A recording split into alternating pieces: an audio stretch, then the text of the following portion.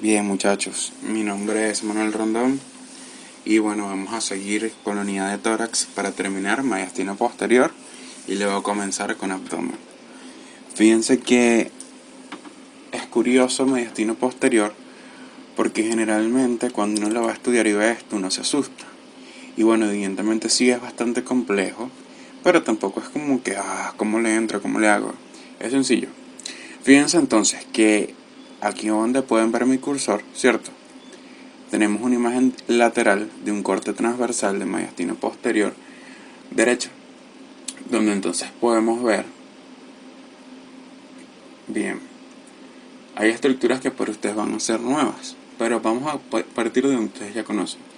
Aquí está corazón, es decir, hacia que entonces este es mediastino anterior, este debe ser el tronco pulmonar, porque acuérdense que el tronco pulmonar va a ser anterior, correcto. Luego aquí tenemos la tráquea, veo aquí los anillos de la tráquea, y entonces bien, de la tráquea en el borde anterior hacia adelante, mediastino anterior, entre el borde anterior y el borde posterior va a estar el mediastino medio, y del borde posterior de la tráquea hacia atrás va a estar el mediastino posterior, es decir que desde aquí para acá vamos a estudiar mediastino posterior. Entonces fíjense que vamos a tener entonces, este es la ácidos mayor que está al lado derecho. Fíjense entonces cómo hace el callado de las higos y está llegando la vena cava superior, ¿sí? Y aquí está llegando la aurícula derecha entonces, correcto. Bien, fíjense que este es el bronquio principal derecho. Por aquí están pasando los nervios también esplácnicos y los laringes recurrentes también laterales a lo que va a ser el esófago.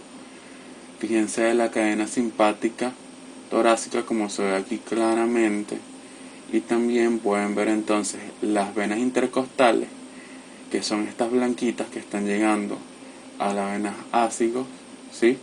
Fíjense que la primera nace de tres intercostales, forman la vena intercostal superior que drena a la ácido mayor.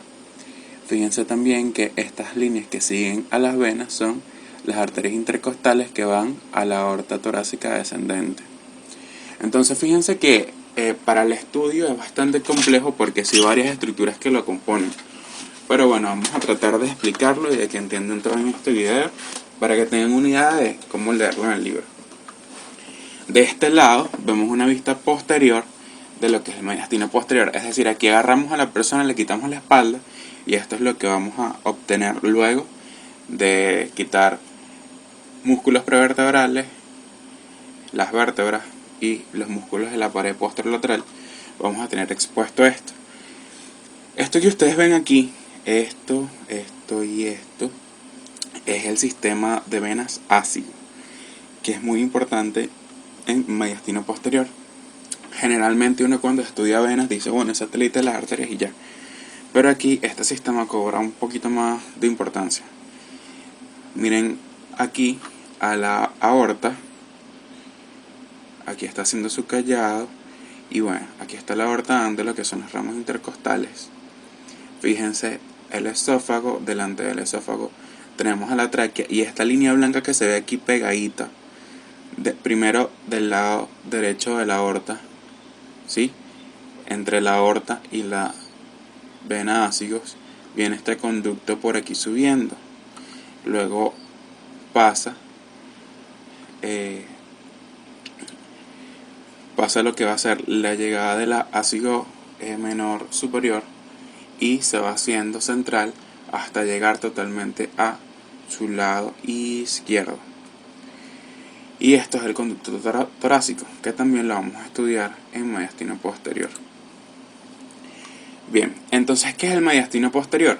Bueno, el mediastino posterior es un espacio celular alargado que se extiende desde la vértebra torácica de 2 a L1, tiene aproximadamente 22 centímetros de longitud, de 22 a 25 centímetros según Bouchet, si mal no recuerdo, y va a estar ubicado por detrás del borde posterior de la tráquea y delante del plano prevertebral de las vértebras desde D2 hasta L1. Se describe formada de pirámide cuadrangular porque vean cómo su vértice está hacia abajo en un ángulo diedro. ¿Por qué diedro? porque un plano corta sobre otro plano y se forma un ángulo agudo. Miren cómo es súper triangular este plano.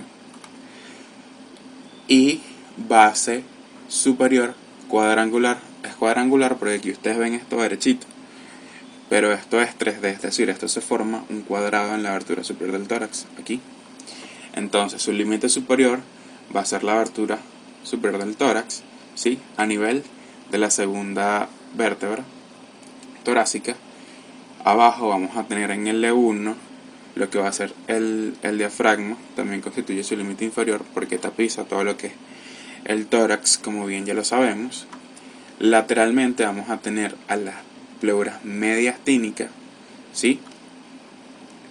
Y bueno, básicamente esos son sus límites. Bueno, por delante evidentemente el borde posterior de la tráquea y por detrás el plano prevertebral o una línea vertical que pasa por delante del cuerpo de las vértebras torácicas desde la segunda hasta L1. Fíjense que sus paredes laterales van a estar compuestas por la pleura mediastínica que lo encierra así, lo delimita así. Y esa pleura mediastínica es importante porque así como veíamos que en diafragma se hacían recesos, estudiando respiratorio se hacían algunos recesos cuando la pleura tocaba lo que era el diafragma y se devolvía, y cuando pasaba por algún elemento vascular, igual lo hace la pleura mediastínica.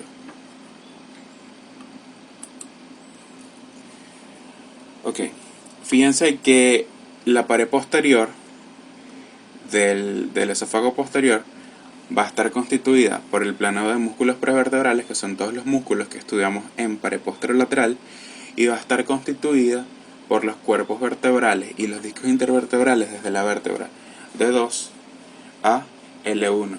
Es importante que sepan que, bueno, que hace una cifosis fisiológica. Una cifosis es una curvatura cóncava hacia adelante que es normal por el peso de la columna y por la constitución corporal. Y nada, vean, este corte transversal está bastante bonito para que vean que las venas hemiásicos están del lado izquierdo, venas hemiásicos menores o superior e inferior. La vena hemiásicos mayor viene del lado derecho. Vean cómo está el esófago, vean que el esófago cómo está rodeado por los troncos vagales derecho e izquierdo. Vean cómo está aquí el conducto torácico, la aorta, vean cómo a sus ramas intercostales y la cadena simpática, vean cómo está aquí los ganglios a las raíces llegando a la médula. Bien, el esófago no es más que uno de los órganos principales también del mediastino posterior. El esófago es la primera porción tubular del sistema digestivo. Él va a tener tres porciones, una porción que va a ser cervical, una porción torácica, una porción abdominal. En su porción torácica, evidentemente se va a extender desde donde, desde la abertura del tórax, que ya sabemos que es de 2, hasta el hiato esofágico, que también lo vimos en diafragma, y se proyecta en D10, correcto. De él se describen que hay más o menos del segmento torácico a 16 a 18 centímetros. El trayecto total del esófago es de más o menos aproximado de 22 a 24 centímetros. Entonces, los otros segmentos ya vemos que son súper cortos, ¿ok? Entonces, bien, cuando él va a pasar por el hiato esofágico del diafragma, aquí se va a formar la ampolla epifrénica. Y esta ampolla es importante para estudios radiológicos, sobre todo endoscopías, porque habla de cuando puede existir o no reflujo o algún tipo de úlceras, ¿sí? Correcto. Cuando vemos a la constitución como tal del esófago, vemos que él tiene una vaina que lo recubre totalmente por fuera y que lo adosa a la pared posterior muscular plana de la tráquea, y vamos a tener entonces que va a tener una capa superficial longitudinal y luego va a tener una capa superficial profunda que va a ser circular, ¿sí? Luego de eso vamos a tener que va a tener una submucosa, una mucosa y un epitelio estratificado plano no queratinizado hacia la luz, ¿sí? Es importante que, bueno, que se sepan las capas. Esta constitución de longitudinal superficial y luego circular profunda permite que el esófago pueda tener unas contracciones que empujen la comida desde la boca, cuello, tórax y pueda llegar entonces al estómago para que comience su proceso de digestión, ¿correcto? Esa es su función, transportar el bolo alimenticio. Fíjense cómo está fuertemente adosada la pared posterior traqueal, como les venía diciendo. Aquí se puede apreciar mejor la superficial longitudinal y la profunda circular, ¿sí? Acuérdense que eso tiene relación con la función del esófago de transportar el bolo desde la boca hacia el estómago. Cuando estudiamos sus relaciones vemos que está súper relacionado directamente con la aorta del lado izquierdo, con la vena cava superior e inferior del lado derecho y con la ácidos mayor. Está en relación también con la cadena simpática torácica y con todos los demás órganos del mediastino posterior, como los vimos en las imágenes estas que son llenas de muchas estructuras. Entonces fíjense, aquí este es otro corte transversal de una persona de pie. Aquí puedo observar que está del lado derecho. ¿Por qué? Bueno, porque primero este vaso aquí grande azul es vena cava superior, no, aorta, por si acaso. Segundo, veo este callado aquí, que entonces me habla del callado del ácido mayor. Tercero, bien, no veo ápice del corazón, ni cara ventricular izquierda, que es como más larga. Entonces son como elementos diagnósticos que pueden ayudarlos a diferenciar entre derecho e izquierdo. Pero bueno, ya sabemos que estamos del lado derecho. Fíjense aquí la cadena simpática torácica como se ve bonita coloreada, las arterias intercostales que van a llegar al lado derecho, las venas intercostales del lado derecho que si llegan a la ácidos mayor, vean que las primeras tres venas generalmente ellas forman un tronco común que se llama vena intercostal superior. Miren aquí la tráquea rodeada por el nervio vago, más atrás el esófago rodeado por los recurrentes, ¿sí? Bien. Si vemos una vista derecha, vamos a observar entonces corazón. Miren cómo se ve más del lado izquierdo del corazón, ¿sí? Vean también cómo la aorta es mucho más prominente y su callado se ve bien marcado y es inconfundible, la verdad. Pero bueno, estén muy pendientes cuando les toquen reconocer imágenes acerca de esto. Vean entonces cómo de este lado están llegando las ácidos menores, igual recogiendo las intercostales. Esta es una ácidos accesoria. Vean igual cómo está todo rodeado por filetes de el recurrente, del vago, del nervio frénico, ¿sí? Y bueno, ven que después que uno va introduciendo el conocimiento no se ve tan difícil.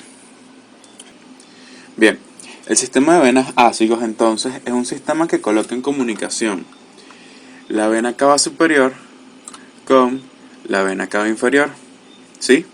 Para eso existe el sistema ácido. El sistema ácido es quien asegura la comunicación entre estas dos venas sin necesidad de que la sangre se reúna toda en el ventrículo, en la aurícula derecha, ¿cierto?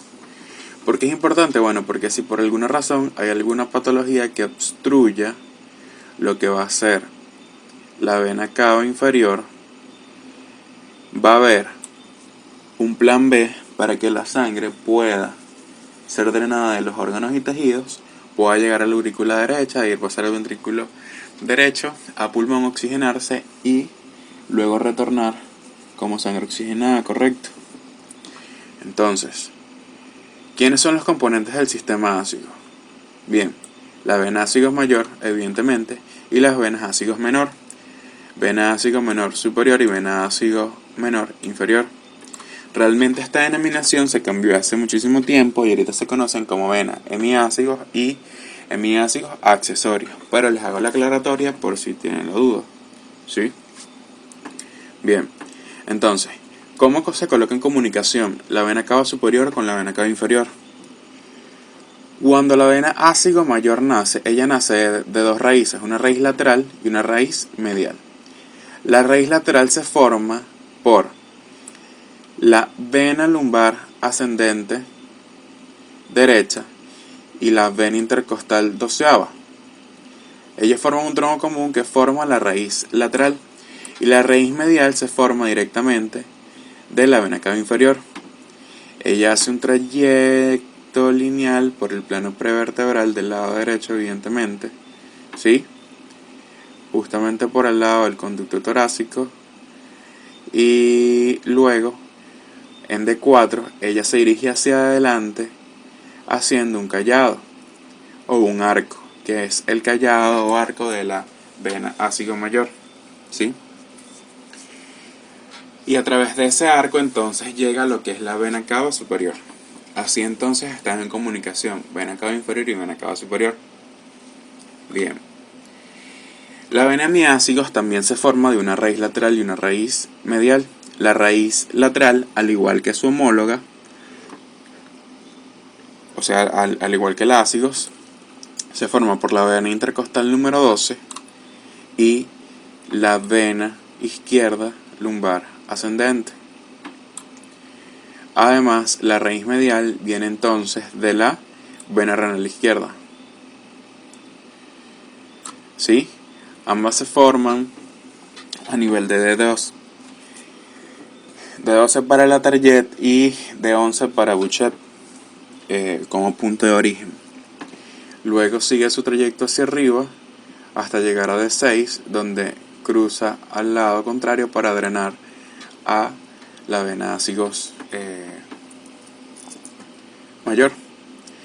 Bien, la vena hemiácigos accesorios se forma de la cuarta intercostal y de un tronco que suele ser inconstante que viene de la vena lumbar de la vena intercostal superior, de la vena intercostal superior izquierda.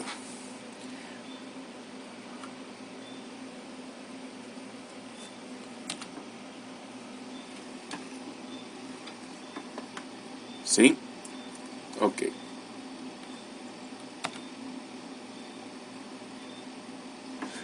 Bien, continuamos. Esta es una imagen un poco más esquemática, se entiende un poco mejor.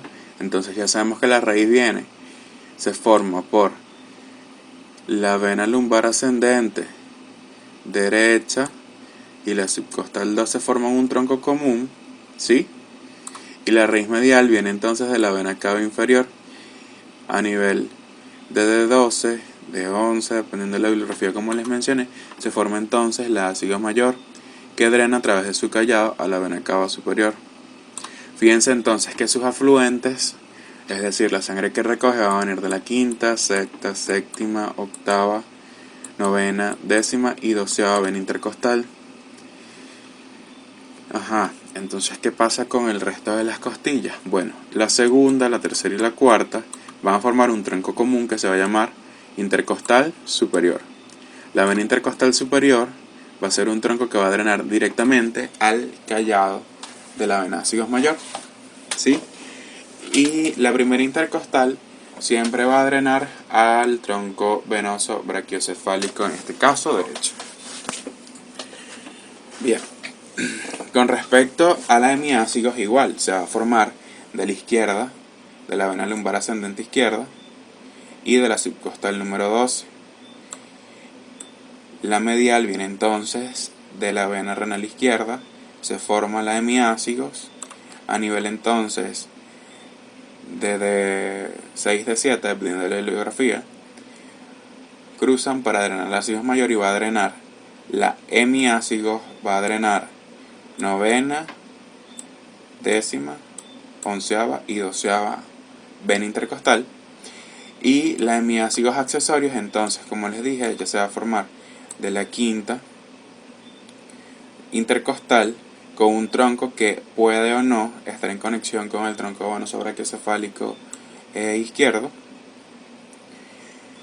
Y entonces va a drenar quinta, sexta y séptima y octava vena intercostal. Se forma entonces un tronco en común que igual va a drenar a la vena ácigos mayor. Todo drena siempre a la vena ácigos mayor para que llegue a la vena cava superior. Entonces, bien, fíjense que aquí tanto la segunda, la tercera y la cuarta vena intercostal forman igual la superior intercostal.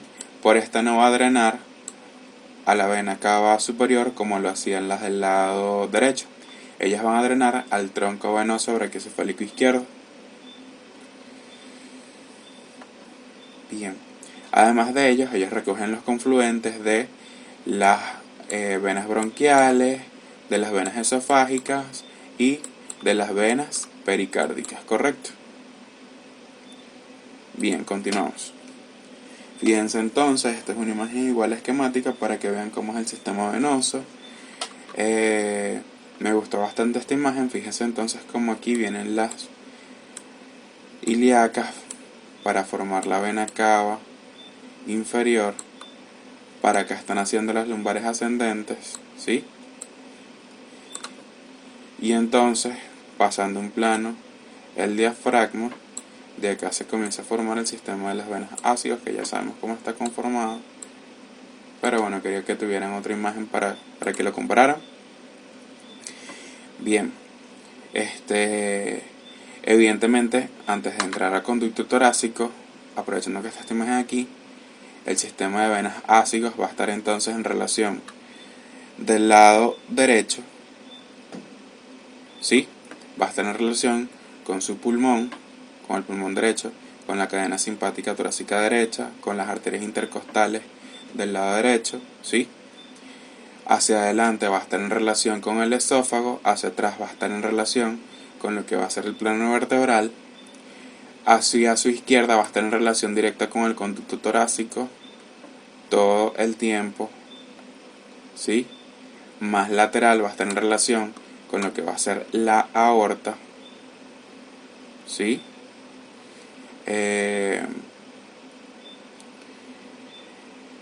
Fíjense que aquí las hemiácigos van a estar en relación directa hacia la derecha con la aorta y hacia la izquierda con el pulmón izquierdo, las venas intercostales izquierdas y las arterias intercostales izquierdas. Ok. Conducto torácico. El conducto torácico no es más que un conducto, de la redundancia, o sea, un tubo que se encarga de recoger toda la linfa del organismo. ¿Cómo lo hace? Bien. Lo primero es que él nace a través de la cisterna de Beckett, ¿sí? La cisterna de Beckett es un saco constituido de tejido linfático, evidentemente, que se forma a nivel de L1, L2 apenas pasa el orificio aórtico, ¿correcto? Después de D12. Entonces se forma a través de la cisterna de Beckett, sube por el orificio aórtico, se introduce en el tórax y entonces pasa esto, aquí está entrando, sigue este trayecto totalmente arriba, siempre al lado derecho, ¿sí? Una vez que pasa la hemiácigo, que se encuentra con el callado de la aorta, fíjense, se torna entonces hacia su lado izquierdo para drenar en la vena subclavia. Y en este ángulo donde se junta conducto torácico con vena subclavia se forma el ángulo yugulo-subclavio. En este ángulo yugulo-subclavio entonces drena el conducto torácico. Este conducto torácico, fíjense aquí está la cisterna de Beckett. Fíjense cómo viene, esto es una vista anterior, la otra era posterior. Siempre hacia arriba, se mantiene, ¿ven? llega entonces y forma su ángulo yugulo-subclavio.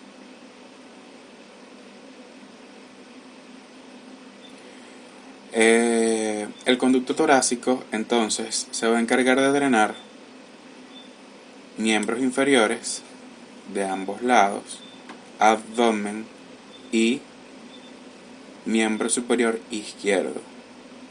Todo esto lo drena el conducto torácico en el ángulo yugulo-subclavio del lado izquierdo. Del lado derecho tenemos la gran vena linfática, que también forma un ángulo yugulo-subclavio y drena la vena cava, y solamente drena la mitad derecha de la cara, el miembro superior derecho y hemitórax derecho.